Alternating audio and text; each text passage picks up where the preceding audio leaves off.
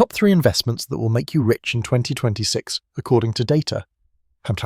Opening hook 0:30. Look, I need you to imagine something for me real quick. It's December 26. You're sitting at your kitchen table looking at your investment accounts, and you're up, let's say 40%. Meanwhile, your coworker who's always talking about the next big thing, they were down 15%. Same year, same market, completely different results. Here's the thing. This isn't luck, and I've got the data to prove it. Intro 0:30 to 1 swak. My name is John, and I spend way too much time thinking about why most people are absolutely terrible at picking investments. If you're someone who's tired of hearing about the next big crypto or this one stock that's going to explode from people who have no idea what they're talking about, make sure to hit that subscribe button and give this video a thumbs up if this helps you out. Because what I'm about to show you isn't sexy. It's not going to make you feel like a genius at dinner parties, but according to the actual data, and I'm talking about decades of research here, these 3 investments have the highest probability of building serious wealth over the next year and beyond. Investment number 3. The setup.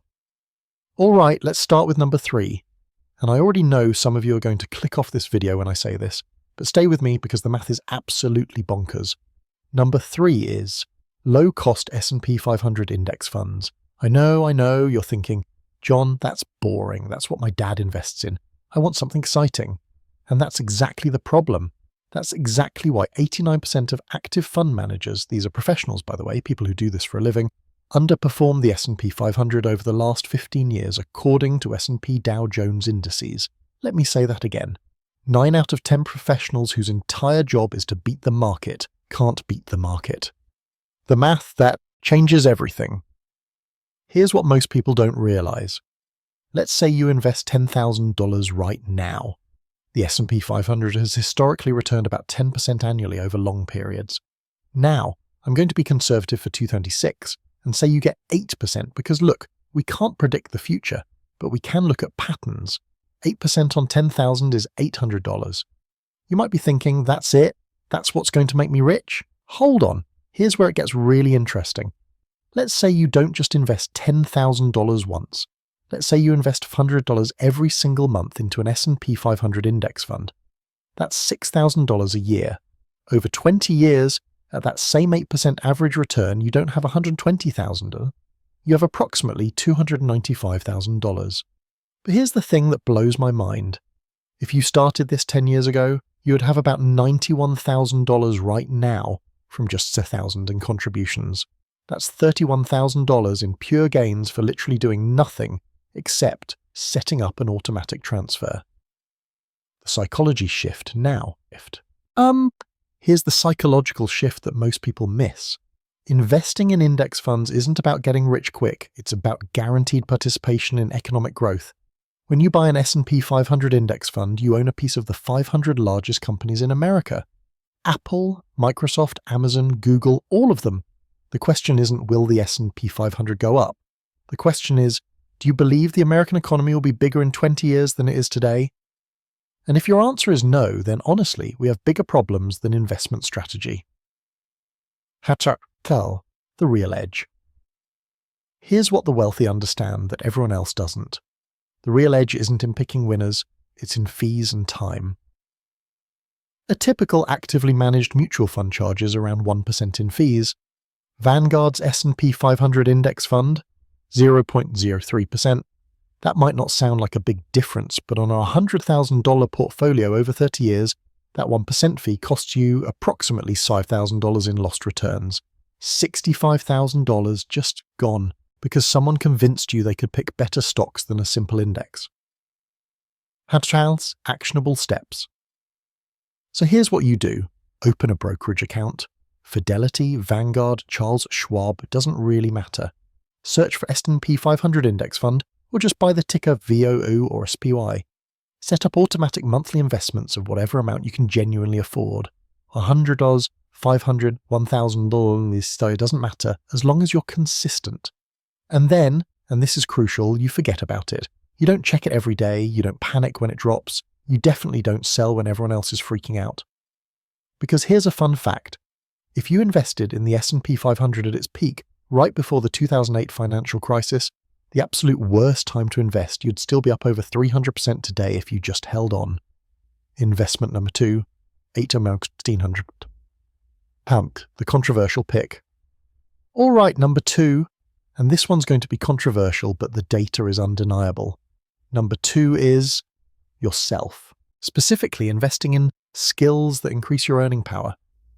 Now you might be thinking, wait, John, that's not really an investment. That's just career advice.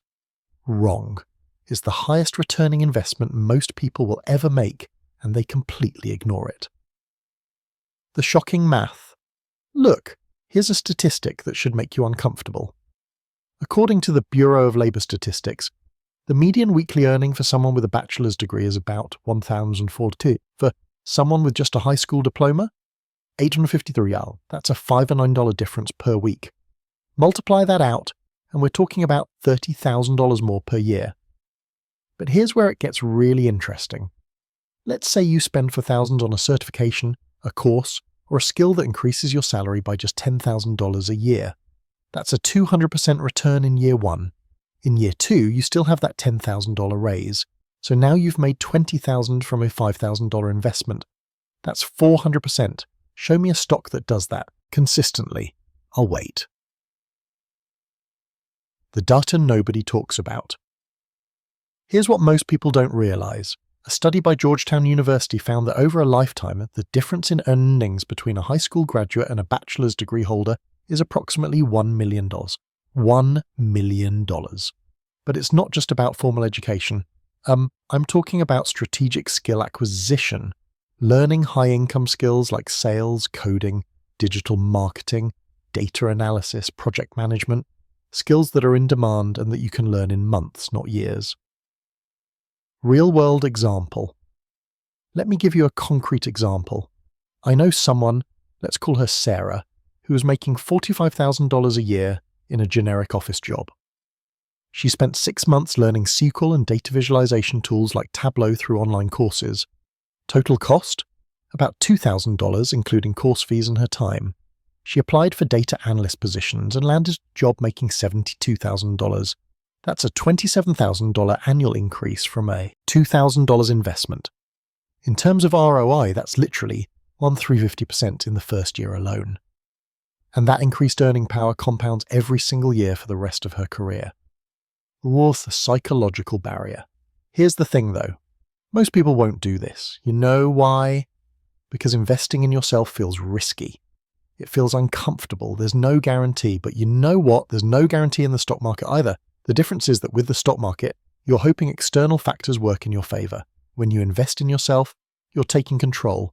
You're betting on the one asset you can actually improve, you. The compounding effect. And here's where this gets absolutely wild.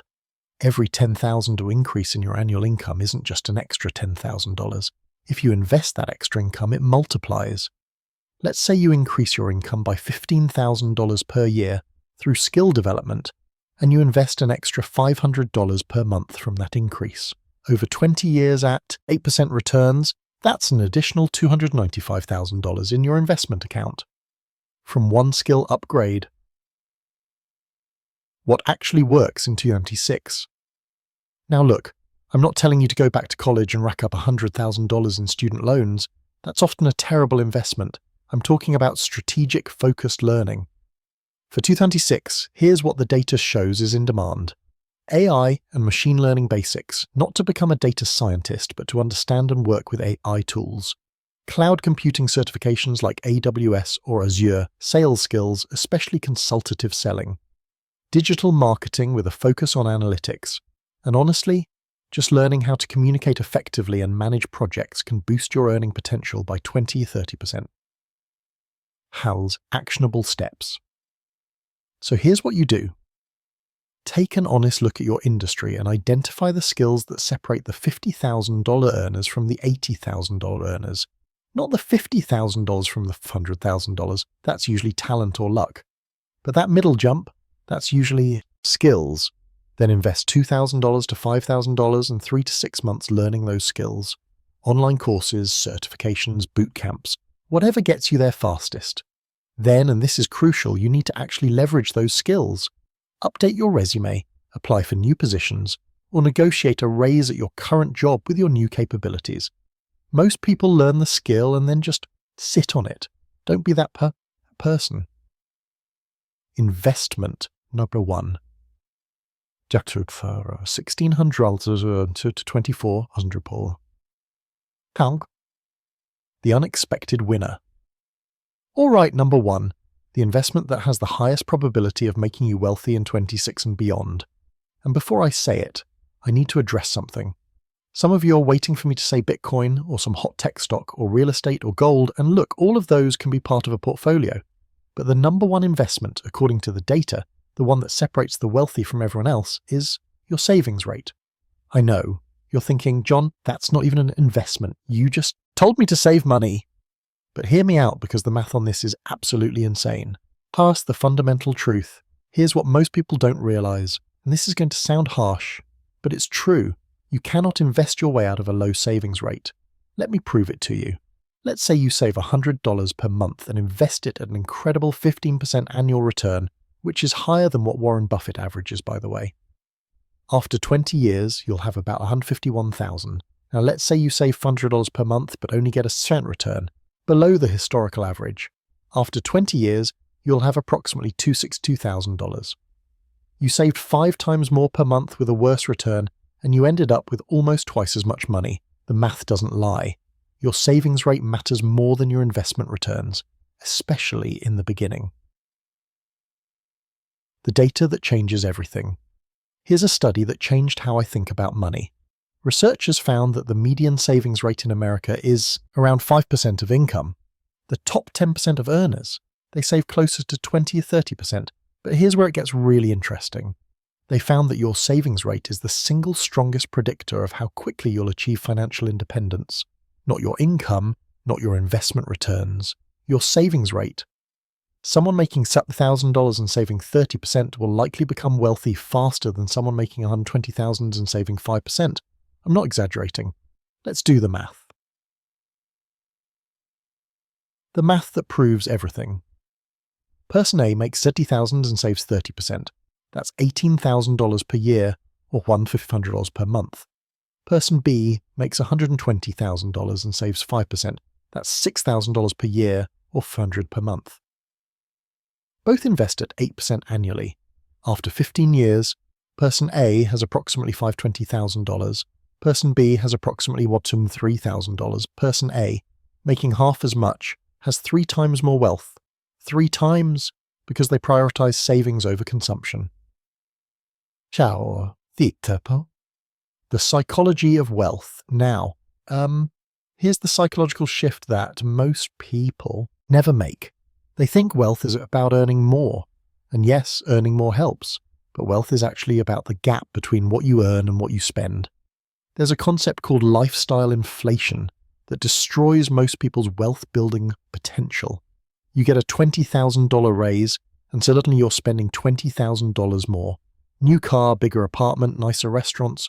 You're making more but saving the same amount. Or worse, saving less because I deserve it. The millionaire next door reality. Here's a fact that's going to blow your mind. A study called The Millionaire Next Door found that most millionaires in America don't look like millionaires. They drive used cars, they live in middle-class neighborhoods, they buy their clothes on sale. The average millionaire's car is 3 years old. Meanwhile, the average person making $50,000 is leasing a brand new BMW because they want to look successful. Here's what the wealthy understand. Every dollar you don't spend is a dollar that can grow into multiple dollars. Every dollar you do spend is gone forever. Plus you lose all the future growth that dollar could have generated. Hachal. The real numbers. Let me give you a concrete example that makes this real. Let's say you're deciding between 2 cars. Car A costs $40,000. Car B costs $12,000. Both will get you from point A to point B. Both are reliable. If you buy car B and invest the $20,000 difference at 8% for 30 years, that $20,000 becomes $201,000. You didn't scrimp, you didn't sacrifice, you just chose the slightly less flashy option, and it turned into over $200,000. And that's just one decision. Multiply that across housing, entertainment, eating out, subscriptions, and all the other places we overspend, and you're talking about millions of dollars in lost wealth over a lifetime. To the brutal truth, here's the thing that frustrates me. Most people think they can't save more because they don't earn enough, but the data shows that's usually not true. Americans making six figures often live paycheck to paycheck. Meanwhile, I've met teachers and nurses making $45,000 who've built $500,000 in net worth by their 40s. The difference? They automated their savings, lived below their means, and invested the difference consistently. The 2026 strategy. So here's what this looks like practically in 2026. First, you need to know your current savings rate. Take your annual savings and investments, divide by your gross income. If it's below 15%, you're leaving massive amounts of money on the table. Your goal should be to increase this by at least 5% this year. Not all at once, that's too painful, but 5% is usually doable without drastically changing your lifestyle. Here's how. Automate it. On payday, before you see the money, have a percentage transferred automatically to your investment account. You can't spend what you don't see. Second, every time you get a raise, save at least half of it. If you get a $5,000 raise, increase your automated savings by $2,500 per year. You'll still feel richer because you have more money, but you're not letting lifestyle inflation eat all of it. The freedom formula. There's a formula I want you to understand. It's called the freedom formula, and it's simple. Years to financial independence equals number of years of expenses you have saved. If you spend $40,000 per year and have $400,000 saved, you have 10 years of freedom. If you spend $80,000 per year and have $400,000 saved, you only have 4 years of freedom. The quickest way to financial independence isn't to earn more, though that helps. It's to need less. Every dollar you cut from your annual expenses is $25 to $30 you don't need to save for retirement using the 4% rule. The wealthy person's secret. Here's what wealthy people know that broke people don't. The goal isn't to look rich. The goal is to be rich. And being rich means having options, freedom, and security, not a luxury car you're making payments on. I've seen people making $200,000 a year who are completely stressed about money because they spend $195,000. And I've seen people making $70,000 who are calm and secure because they spend $45,000 and invest the rest. Actionable steps. So here's exactly what you do. Today, after watching this video. 1. Calculate your current savings rate. Be honest. 2. Set up automatic transfers from your checking account to your investment account. Start with whatever you can do consistently. If that's $100 per month, fine. That's $100 more than most people. 3. Commit to saving at least half of your next raise, bonus or windfall. 4. Every 3 months, review your spending and identify one expense you can cut or reduce without significantly impacting your happiness. Cancel it and redirect that money to investments. 5. Track your net worth monthly, not obsessively, but just to see the number go up. This creates positive reinforcement and it motivates you to save more. Closing 2400 to 600. Look, here's the thing. None of this is revolutionary. S&P 500 index funds, investing in your skills, increasing your savings rate. These aren't secrets. They're not complicated. They're actually boring. But you know what? The boring stuff works. The flashy stuff, day trading, chasing meme stocks, timing the market, that's what keeps people broke. The data is clear. If you do these 3 things consistently over the next 10, 20, 30 years, you will build wealth. Not might, will, it's math. But, and this is crucial, most people won't do it. They'll watch this video, think, that makes sense, and then do nothing. They'll keep buying stuff they don't need, staying in jobs they've outgrown, and hoping their savings magically grow without actually increasing how much they save. Don't be that person. 2026 can be the year everything changes for you financially. Not because of some get-rich-quick scheme, but because you made the boring, disciplined choices that actually work. So I'm going to ask you to do something right now. Pause this video, open your banking app, set up one automatic transfer to an investment account. Just one. Even if it's $50, do it before the motivation wears off.